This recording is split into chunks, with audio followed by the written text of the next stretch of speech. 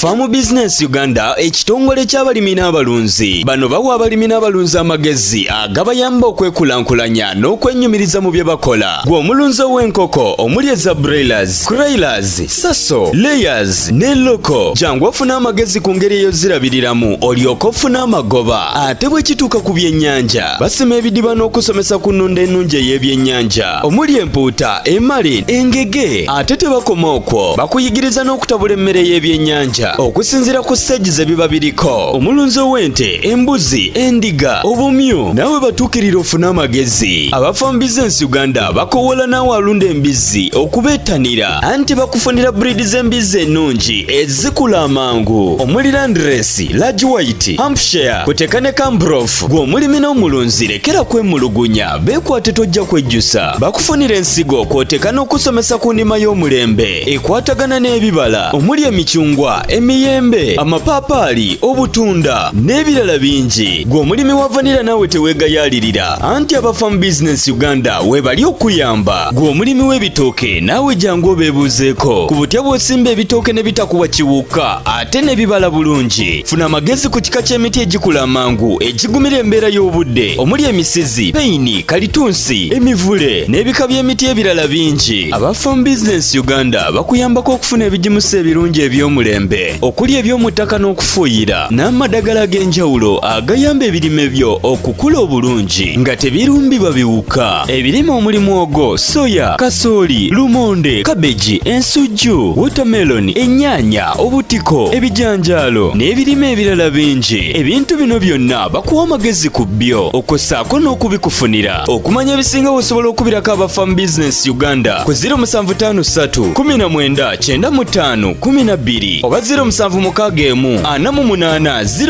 0004. Osobola n'obafunira ku WhatsApp ku 0752 83 84 89. Farm Business Uganda, farmer to farmer, mulimi ku mulimi.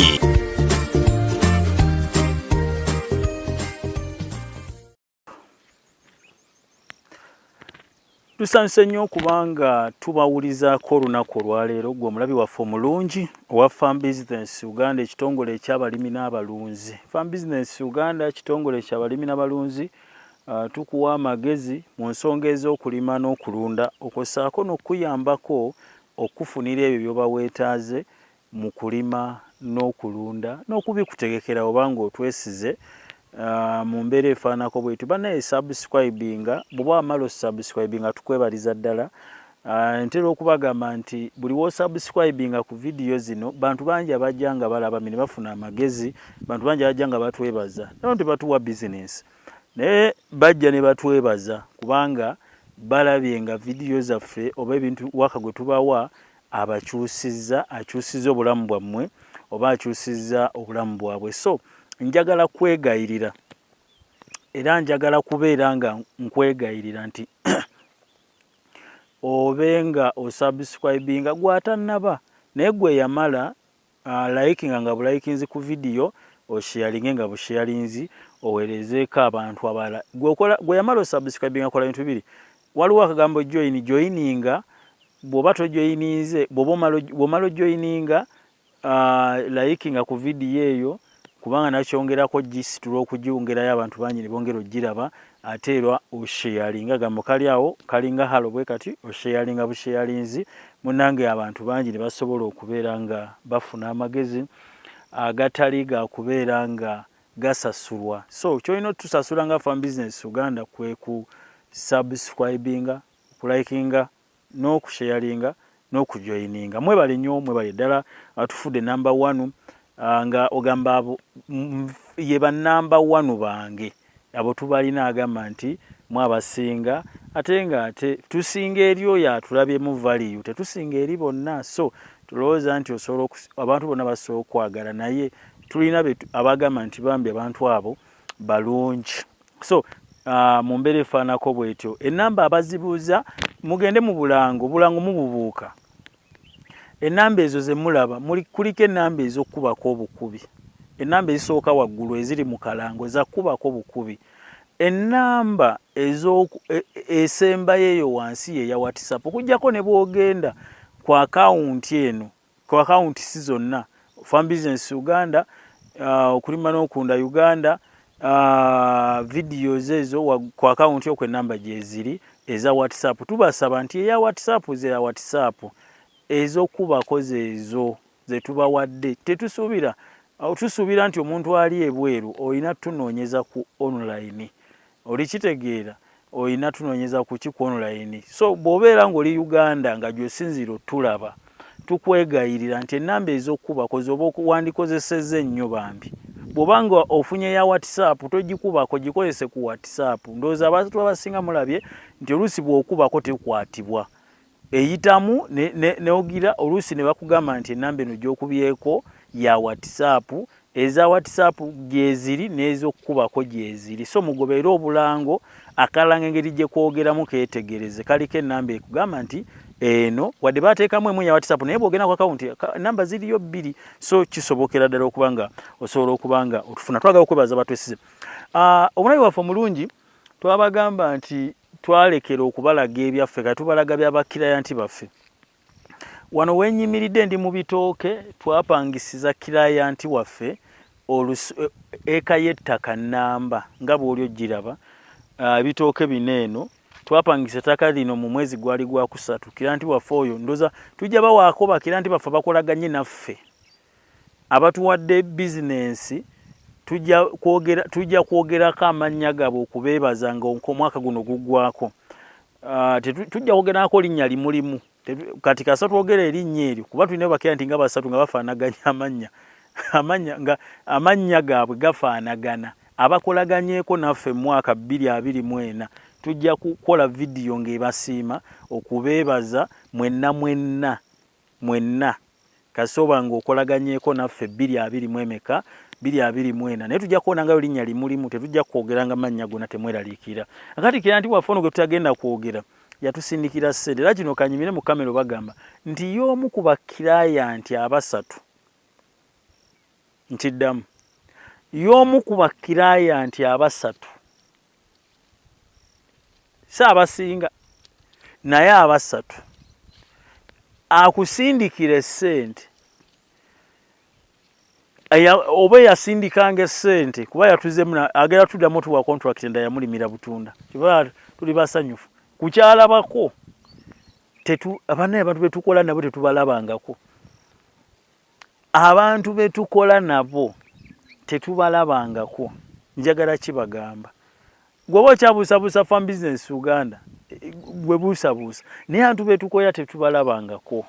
Y'omu ku kirayanti ngibabuulira abantu abo abasatu nga ne bwe yasindikanga ssente nga takugamba nakugamba.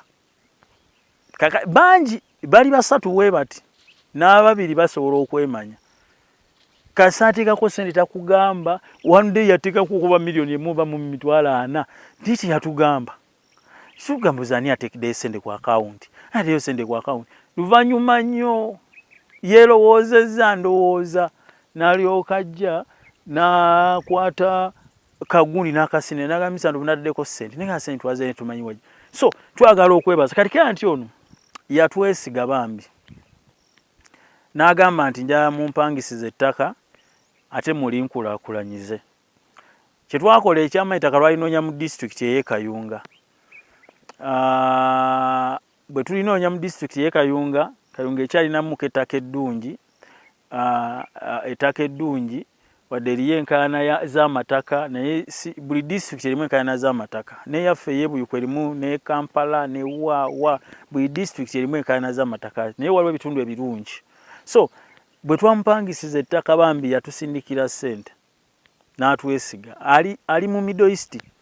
Ono yali Middle East. Bakira nti ababiri abasatu bengambye omu tali Middle East, omu ali mu Europe, omulala ababiri bali abasatu abenjogeddeko abasindika ssente. Ali mu Middle East akusindikira tomubuuliza namubuuza. Oba takugamba nakugamba oluusi ne basirika busirisi. Kati ababiri bali mu Middle East y'omu ku bano, omulala bali ali mu Europe. Kakati bwasindika ssente tujja tupangisa ettaka lineeno mu disitulikiti ey'e Kayunga. Abantu b'e Kayunga mwe bali twaniriza bane tufuuse kati baserebwe e Kayunga. tutandise okubanyeenya tulabise bagula naye nga twajjanga basenze twajjanga basenze twatandise osimba amakanda twagala lya kayunga nayo tumulye. So kakati ntupangisa ettaka lineeno mu mwezi gwali gwa kusatu, ebitooke bino ne tubisimba mu mwezi gwali gwa kumeka.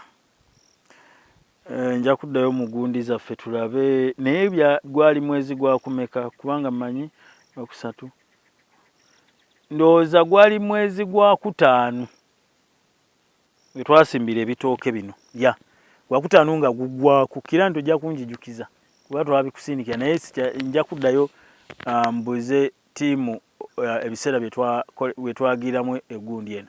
Kakati n'atwesiga, so tuza okubalaga ku bitooke bye bino era kamera nga bwekulaga, kamera nga bwebiryo bikulaga ndowooza oli kubiraba bitooke kirungi nnyo nnyo. Ebitooke biri 400 mu 5 ndowooza mu 7 mu 5 mu 7 ebitooke bino eno. So basebo ne bannyabo ne tusimba ebitooke bino.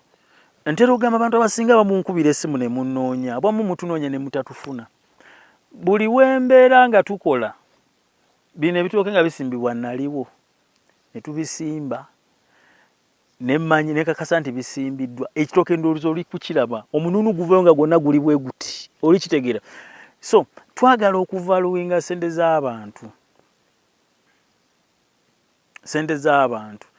era bakira nti abantu abamu asobola ofuna obuzibu butya kubanga yayinza okujja lumu n'ayagala aleme kino nasanga kati wataddemu ebijanjalo ndowooza oli kubanga obiraba.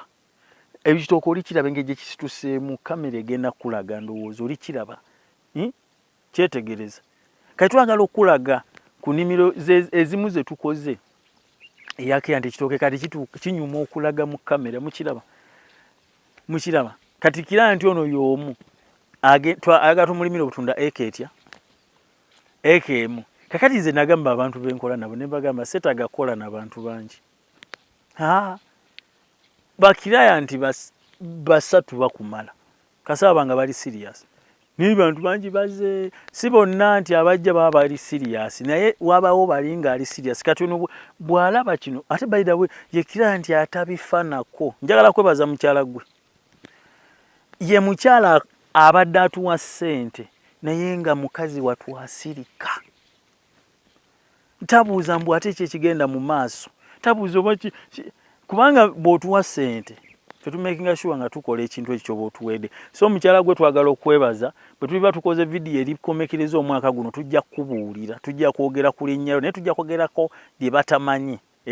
Buli omu tujja kwogerako limbulikira nti akolaga bangi bwe nsoma lisiti bwe ntesobola kugwa abakolaganye naffe 224. So twagala okwebaza kira nti ono ebitooke ebibi neeno yatwongedde bizinesi endala eka namba eri yonna olaba eno yonna olaba waggulu eno yonna kamera ndowooza nga bw'eri okulaga ndowooza oli kubanga obiraba ekitooke oli kubanga okiraba. Kati ng'ogamba lwaki toyingira mu kulima?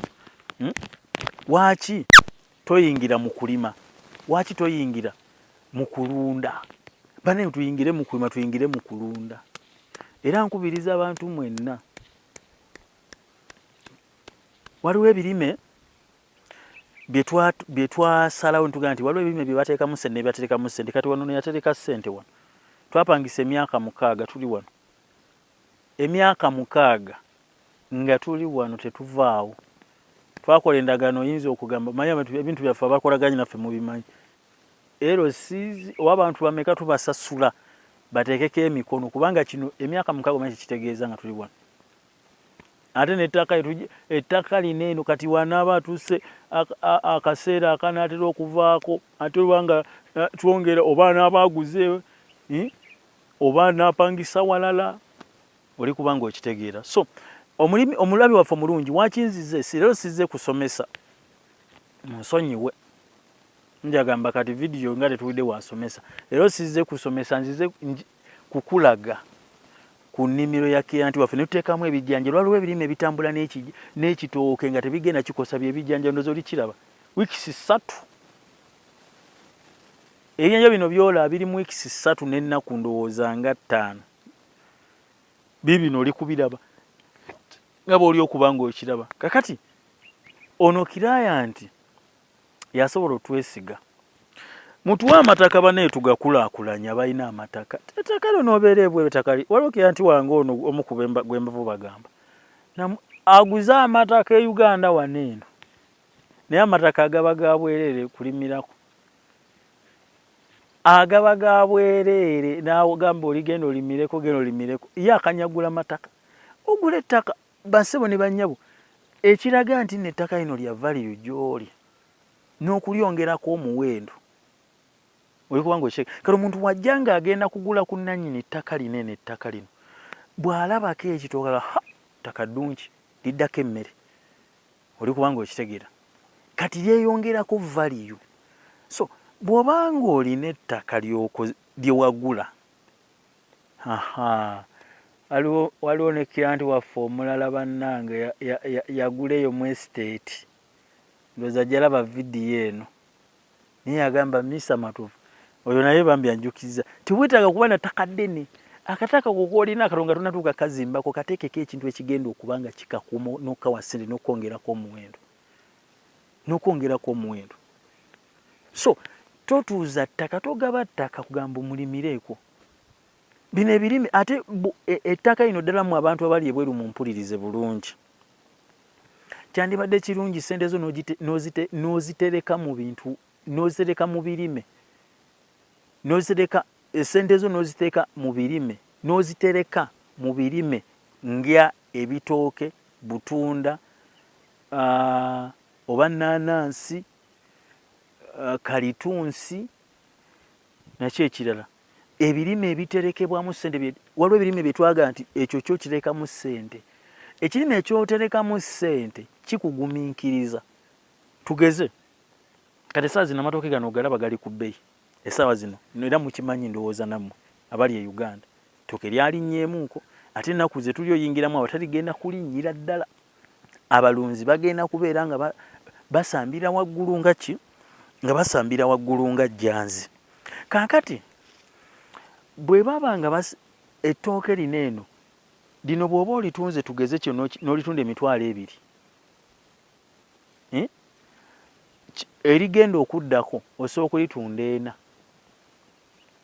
oli kubanga okitegedde yekyo kime kikugumiikiriza kiro y'akatunda waliwo akatunda bwe kabeeredde ku mitwalo gy'abadde ensawo ng'eri ku mitwalo ameka gy'abadde 5 mu emeka kitegeeza kabadde ng'akasa kati obuwe bwagize lutu eyazzeeko ng'akatunda kali ku mitwalo 8 9 oli kubanga okitegeera ekirime mwandibadde kirungi n'olima ekirime ekikugumiikiriza ekiterekekamu ssente bw'olima ennyaanya gwali ebweru olina okuteekawo era mmwe mbagamba abantu abasinga nali ndi ku lediyo ne ŋŋamba abantu abamu ne bagamba nti tova mu ofiisi n'ogamba mbu ŋŋenze kuteeka ssente mu kulima nnyaanya ssente zange kangende nzitereke mu kulima ennyaanya tebakulyanga ebinusu mu nnyaanya tebaterekamu ssente mu watermelon tebateekamu ssente mu birime ki ebirala munjijukize ebirime ebivunda